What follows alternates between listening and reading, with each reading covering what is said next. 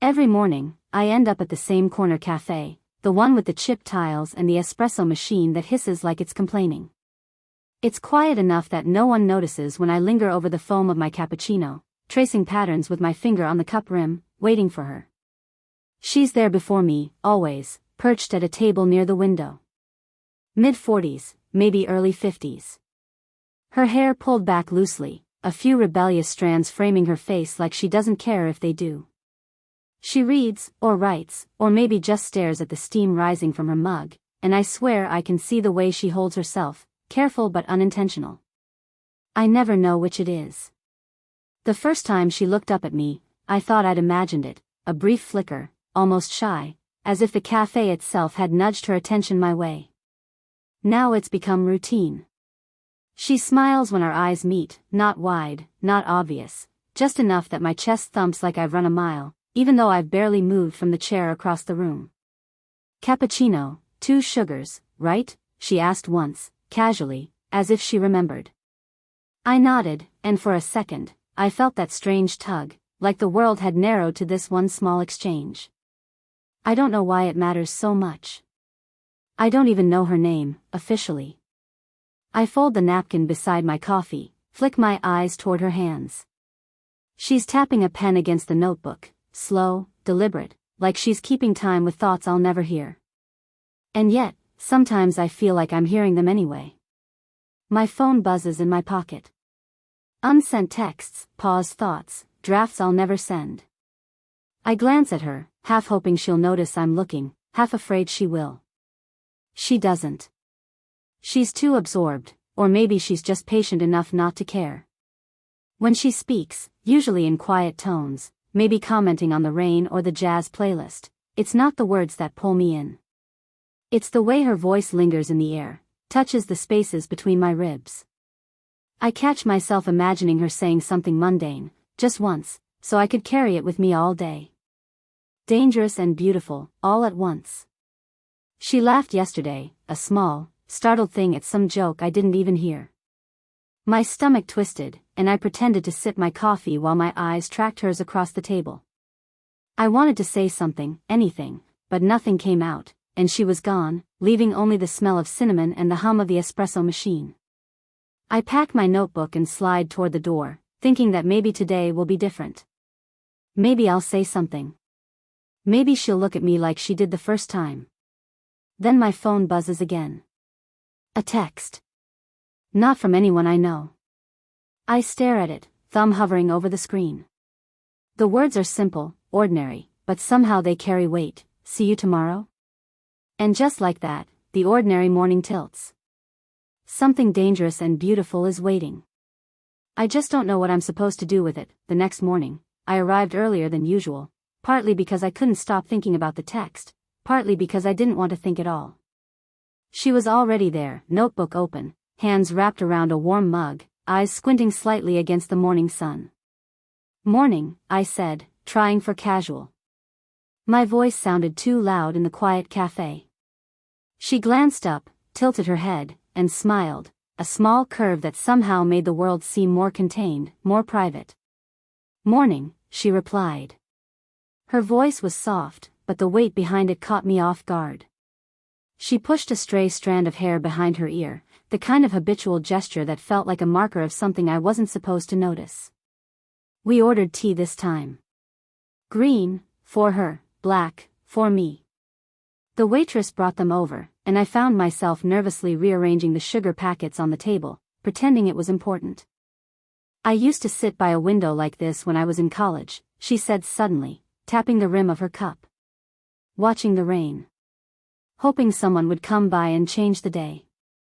I nodded, unsure if she was talking to me or to the empty seat across from her. Her eyes met mine for a heartbeat longer than necessary, and I felt the same pull I'd felt since the first glance. Dangerous, beautiful, impossible to ignore. I didn't say anything, which was probably wise. Words felt too crude for the tension thickening between us. Instead, I traced a line on the condensation forming on my glass, imagining all the ways our lives shouldn't intersect. She was divorced, 45, navigating the quiet aftermath of a life that had left her cautious.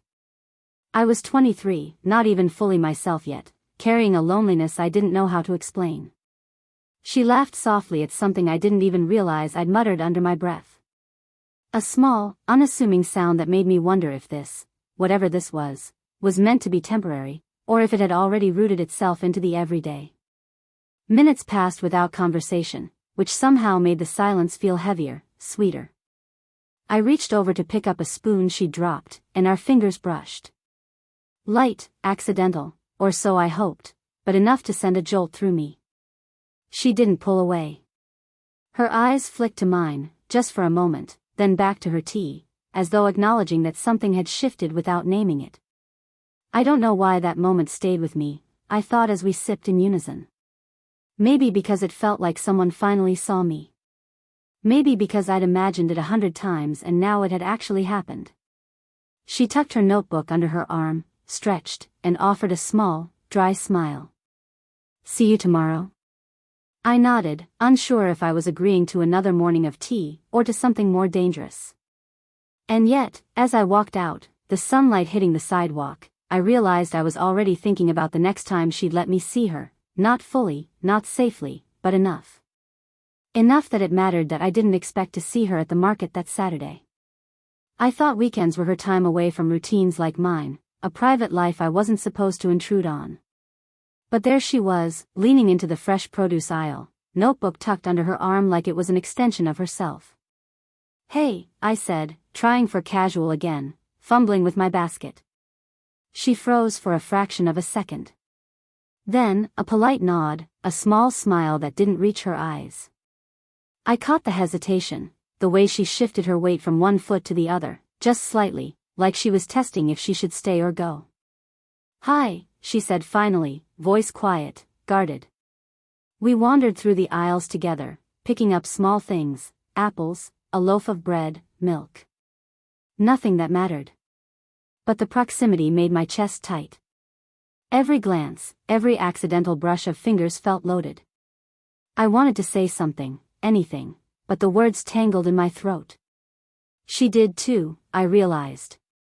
She kept talking about trivial things, recipes she liked, the way her neighbor's cat kept escaping.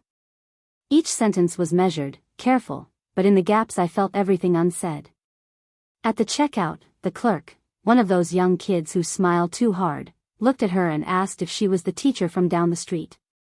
She stiffened, a subtle shift in her shoulders, and I noticed the flicker of unease in her eyes. Her life, real and complicated, existed outside our bubble. We left the store carrying our bags, walking slowly down the street. I wanted to reach for her hand, but she held her own close to herself, a subtle barricade I wasn't sure I was allowed to cross. Do you, want to grab a coffee? I asked, words tripping over themselves. She hesitated. Long enough that I felt my stomach drop. Then, a soft, almost imperceptible shake of her head. Maybe, another time, she said, eyes down. I nodded, though the sting of it lingered. We walked in silence for a few blocks, the sounds of the city swelling around us. I imagined all the scenarios, some safe, some impossible, and felt my chest tighten with all of them at once. At her door, she turned, almost smiling. See you Monday? Yeah, I said. Then, for a second, I thought she was going to step closer, and maybe everything would spill out. Our eyes met. Close. Too close. The air between us was thick. I caught my breath, almost leaned in. Almost.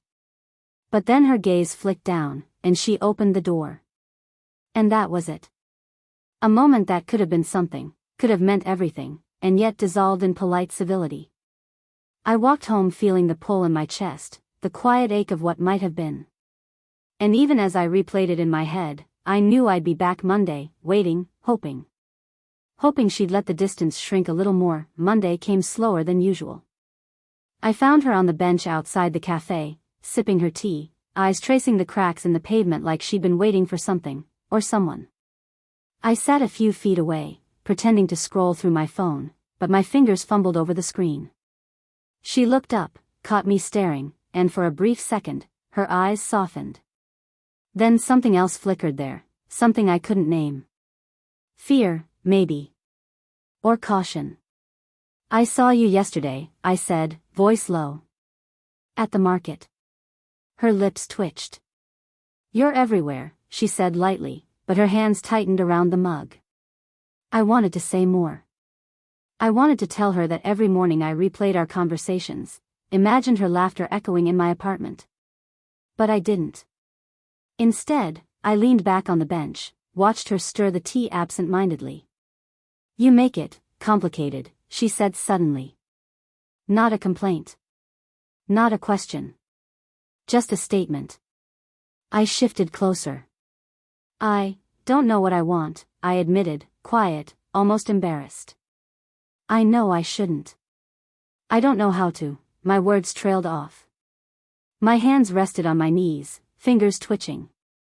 She laughed softly, nervous, and I realized she was fighting herself. Fighting me. You don't even know me, she whispered. Almost to herself. Maybe that's the point, I said, and the words startled me more than her. I saw her eyes dart down, then back up, as if measuring whether I was serious. Maybe I was. We sat in silence for a few minutes. The sun shifted, shadows stretching long across the bench. Her shoulder brushed mine, barely, and my stomach clenched. Dangerous, beautiful, impossible. I shouldn't feel this, she said finally, almost breaking, almost pleading. You're young. You have your whole life. She stopped. Bit her lip. Looked away. I don't care, I said softly. Then immediately thought, God, don't scare her off. But she was already looking at me again, eyes wide, vulnerable, exposed. I realized then that we were both teetering on the edge. A car passed slowly, the sound sharp in the quiet afternoon. I wanted to reach for her hand, to hold it, to anchor her, to anchor myself. But I didn't. Instead, I just leaned back a little more, letting the tension linger. I don't know if this is safe, she said, voice cracking slightly. Maybe we shouldn't. Her words hung between us, unfinished, like a question that had no answer yet. And I wondered if either of us could answer it without breaking. I wanted to ask, I wanted to confess, I wanted to cross the line. Instead, I just stayed there, close enough to feel her warmth, far enough to respect the barrier she hadn't yet let me pass. And I thought, how long before the quiet between us turns into something irreversible? Tuesday morning, I walked into the cafe and stopped. The bench by the window was empty. No notebook, no tea, no subtle swirl of cinnamon and steam. My chest tightened in a way I hadn't expected, not panic, not heartbreak, just pause. I ordered my usual, sat at a corner table, and tried to convince myself she'd simply been delayed. 10 minutes passed. 15. The sun climbed higher, hitting the chipped tiles on the floor. I scrolled through my phone, thumb hovering over a new message I didn't dare send. The door opened behind me. Another woman, middle-aged, kind-looking, laughed and waved at the barista. And then it hit me, small, almost insignificant, but real. She had her daughter with her, tucked close in a scarf, tugging at her coat. A detail she'd never mentioned. I didn't look away fast enough.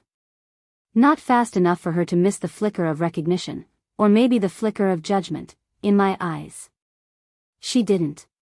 She smiled politely, almost rehearsed, and I realized she had made a choice I wasn't part of. I wanted to stay. I wanted to approach, to ask, to insist that the days we'd spent leaning close on the bench meant something. But I didn't. I sipped my coffee instead, cold now, letting the warmth slip through my fingers like sand. All week, the routine shifted. I arrived to empty tables. No message, no hint, nothing. And yet, the pull lingered. I imagined her walking past the cafe, imagined her hands folding her daughter's coat, imagined her smile landing somewhere else. My heart didn't break. It paused. Balanced in a space that neither welcomed me nor entirely rejected me. I typed messages I never sent. Are you okay? Did I do something?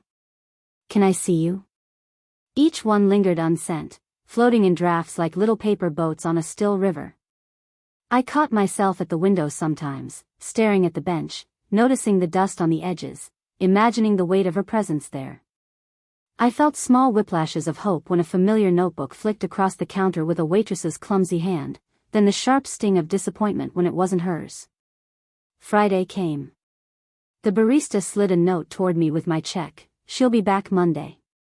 I read it twice. Then folded it neatly, placed it in my wallet, and stared out at the street. Nothing changed. Nothing resolved. I didn't feel heartbroken. I felt paused. Like life forgot to finish the sentence. The seat remained empty, the bench unclaimed, and the world outside kept moving, indifferent. And yet, I knew Monday would come. I didn't know what would happen when it did. I just knew I would be there, waiting, holding my breath in the quiet between what had been and what might still be, Monday afternoon. I arrived early, just like every Monday, though this time the bench felt heavier, somehow more decisive. She was there, notebook closed, tea cold. She looked up as I approached, and for a moment, the world shrank to the space between us. "Hi," I said, and it came out softer than I expected. "Hi," she replied, almost the same. Her voice carried the weight of everything unspoken, of a week spent in absence. I hesitated, shifting my weight, hands deep in my pockets. I wasn't sure you'd come back," I admitted, finally letting the words out. Her gaze flicked to mine, lingering just long enough that I saw the echo of the same uncertainty in her eyes. "I wasn't sure I should," she said quietly. "About any of this." We sat in silence. The air smelled faintly of damp earth and old tea, nothing extraordinary. And yet, every sound, footsteps on the pavement, a distant car horn, felt magnified.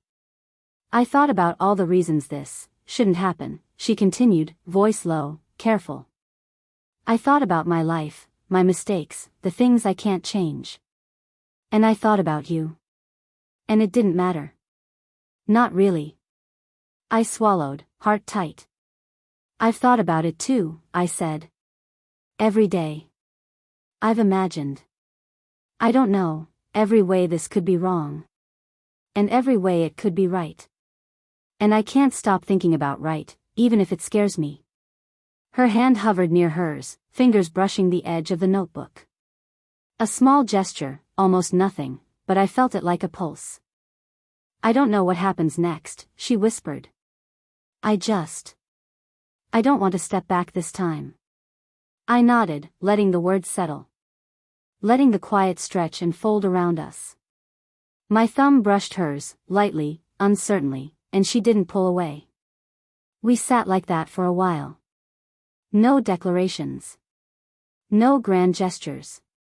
Just presence. Shared warmth. A quiet agreement, fragile and honest, that we were here, together, if only in this moment. Finally, she exhaled, the smallest smile tugging at her lips. "Okay," she said. Soft. Simple. "Okay," I echoed. My thumb lingered against hers a second longer, just enough to know she was real, and I was too. And that was it. No fireworks. No epic lines. Just the bench, the afternoon, and the acknowledgement that, for once, we were exactly where we were supposed to be. Vulnerable. Uncertain. Present. The tension that had defined us for weeks ebbed quietly, leaving only this small, human connection. Enough. For now, weeks passed. Not with fireworks or declarations, but with mornings that felt lighter, routine slipping into a rhythm that was ours alone. I still arrived at the cafe around 8:47 a.m., the exact minute that had become our quiet marker. She was there almost always, tea in hand, her notebook waiting beside her cup, black coffee for me, just how I liked it. Some mornings, we didn't speak at all.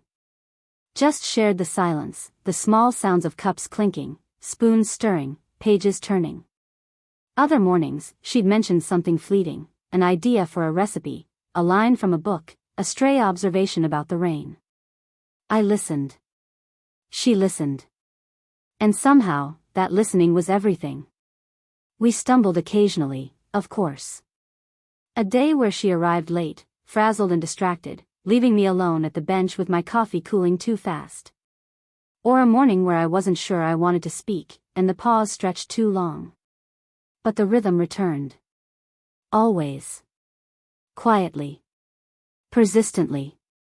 I remember one rainy Wednesday, the streets slick with reflections of neon signs. She laughed at a joke I didn't mean to tell, and I caught myself studying the way her hair stuck to her damp collar. I didn't say anything, words felt heavy, but she noticed my gaze. She didn't flinch. Just smiled, small, knowing. That was enough. One Thursday, the notebook slipped from her hand and fell onto the floor. I bent down to retrieve it, and our fingers brushed, as casual as brushing a page, but I felt the pulse of familiarity. A shared life in tiny moments, unnoticed by anyone else. Evenings sometimes found us walking home together, her voice soft against the drizzle, my hand finding hers instinctively, no grand confession, no dramatic pause. Just warmth, natural and steady, like we had always belonged there. We weren't perfect. Life outside the cafe intruded, her daughter, work, obligations, 100 small interruptions, but the pull between us persisted, a quiet gravity in our shared routine. And on a Sunday morning, I realized something that had been there all along. The pull I'd felt since that first glance, that dangerous, beautiful ache, had softened into a steady, gentle presence. Not a storm. Not a drama. Just us, coffee, bench, and quiet mornings. She looked at me over her cup of tea, eyes catching the sunlight, and I felt it, peace. Earned, fragile, but ours. I smiled, and she returned it. Nothing more needed to be said. We understood each other completely in that glance, that shared breath, that simple acknowledgement of being here, now. And later, when the cafe emptied and the day moved on, I thought, this is enough. This is what staying feels like. This is what love, quiet and real, looks like. Did this story stay with you? What kind of quiet, real love stories do you want to hear next?